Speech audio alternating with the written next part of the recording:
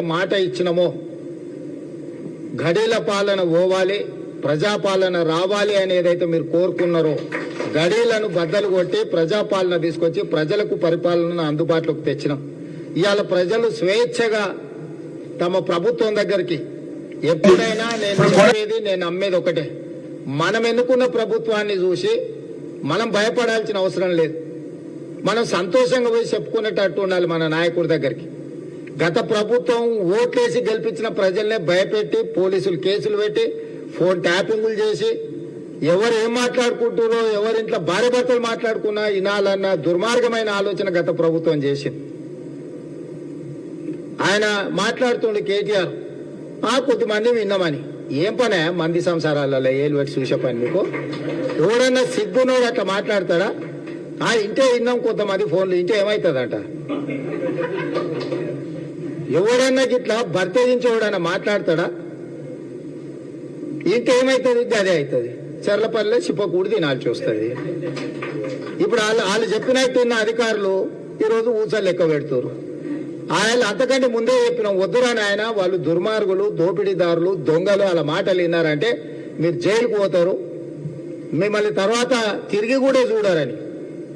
ఇవాళ కేసులలో ఇరుక్కున్న వాళ్ళని అయ్యో పాపం అని కూడా అంటలేరు వాళ్ళు. చేసినాం ఇట్లనే చేస్తాం. ఎవడు మాట్లాడతాడు? ఊర్లలో ఆవారగాడు మాట్లాడతాడు, తాగుపోతాడు మాట్లాడతాం. గట్లనే చేస్తాం, మేము బజార్లో బట్టలు ఇప్పుకొని తిరుగుతాం. అయితే ఏందని ఊర్లలో అన్నారు? ఎవడంటాడు? తాగుపోతాడు తిరిగిపోతాడు అంటాడు. గట్ల మేము ఇట్లనే ఉంటాం. ఊర్లో ఎవరైనా పెద్ద మనిషి పిలిచారా ఇది మంచిది కాదురా నాయన పద్ధతి మార్చుకో అంటే మేము ఇట్లనే ఉంటామా? ఏం నువ్వేంది నాకు చెప్పేది? సేమ్ కేటీఆర్ కూడా భర్తగించిన అచ్చో సాంబోతులాగా మాట్లాడుతుండు. దాని ఫలితం దానికి ఉంటుంది. కాకపోతే దాని ఒక క్రమ పద్ధతిలో విచారణ చేసి చట్టపరంగా చర్యలు తీసుకోవాలి కాబట్టి విచారణ జరుగుతుంది. అంతకుముందు ఎవరైనా ఫోన్లలో మాట్లాడుకోవాలన్నా భయపడేది, ఎవరైనా కలిస్తే ఎవరైనా రికార్డు చేస్తుండే అనే భయం ఉండే.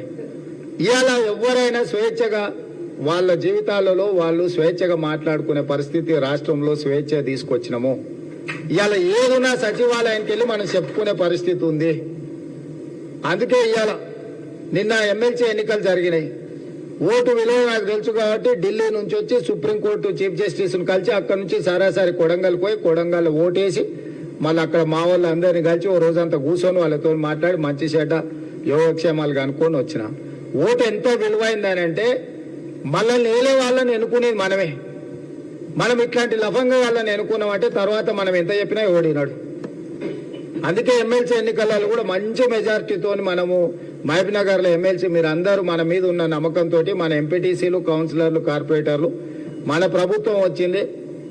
మనవాడి రాష్ట్రానికి ముఖ్యమంత్రి ఉన్నాడు. మన రాష్ట్రాన్ని మనం అభివృద్ధి చేసుకోవాలి, జిల్లాలో పెండింగ్ ప్రాజెక్టులు అన్ని పూర్తి చేసుకోవాలని మంచి సపోర్ట్ ఇచ్చారు. ఇలా 200 ఓట్లతో మహబూబ్నగర్ ఎమ్మెల్సీ మనం గెలవబోతున్నాం. అదేవిధంగా పార్లమెంట్ లో కూడా ఇవాళ ఏంది లేక మన జిల్లాకు అవకాశం వచ్చింది. ఇప్పుడు దాన్ని ఎట్లనన్నా దొంగ దెబ్బ తీయాలని దొంగలంతా ఒకటేరు గూడుపుటాన్ని చేస్తారు. ఎందుకంటే మనల్ని సొంత జిల్లాల రాజకీయంగా బలహీనం చేస్తే దీన్ని చూపించి రాష్ట్రమంతా మనల్ని తిట్టుకుంటూ తిరగొచ్చు అని ఇద్దరు కలిసి కుమ్ముక్కై గద్వాల్లో కూడా మనం గెలిచేటోళ్ళం. దొరసాని వచ్చి మొత్తం తీసి అవతల అల్లునికి వేయించింది. అప్పటి వరకు కొట్లాడారు. అవునా? ఓట్ల కంటే ముందు రోజు వరకు మామ అల్లుడు ఫుల్లు పంచాయతీ అన్నారు. కానీ ఓట్ల కాడికి రాగానే దొరసాని వచ్చి మొత్తం తీసుకుపోయి అల్లునికి వేయించింది. లేకపోతే కాంగ్రెస్ కళ్ళు మూసుకొని గెలిచే సీటు గద్వాల సీటు. ఇప్పుడు కూడా వీళ్ళంతా గూడుపుటాన్ని చేస్తారు. నేను అడిగిన ఎందుకైనా అట్లా గూడుపుటాన్ని చేస్తారు అంటే, సార్ నిన్ను మహబూబ్నగర్లో దెబ్బతీస్తే మొత్తం రాష్ట్రం అంతా ఈ ప్రభుత్వాన్ని బలహీనం చేసినట్టు అవుతుంది, నీ మీద కుట్ర జరుగుతున్నది సార్ అని కొంతమంది అందులో కూడా మన అభిమానులు ఉంటారు కదా, వెనకంగా అంత కుట్ర జరుగుతున్న సార్ ఇక మేము బయట వాడలేము ఛానల్లో నుంచి కలుచున్నామని వచ్చి చెప్పిపోతున్నారు. అందుకే మహబూబ్నగర్ జిల్లా ప్రజలకు నా విజ్ఞప్తి ఒకటే, ఇవాళ మనల్ని కాదని ఎవరికైనా వేస్తే ఏమన్నా మన జిల్లాకి ఏమైనా ప్రయోజనం ఉందా? 10 ఏళ్ల నుంచి నరేంద్ర మోడీ ప్రధానమంత్రి కదా, అర్ణమ్మ 5 ఏళ్ల నుంచి ఆ పార్టీలోనే ఉంది కదా, పోయినసారి కూడా పోటీ చేసింది కదా. మరి 5 ఏళ్లలో మనకేమైనా ఆర్డీఎస్ మొత్తం ఏమన్నా దీపించి కాలువలు దోపించి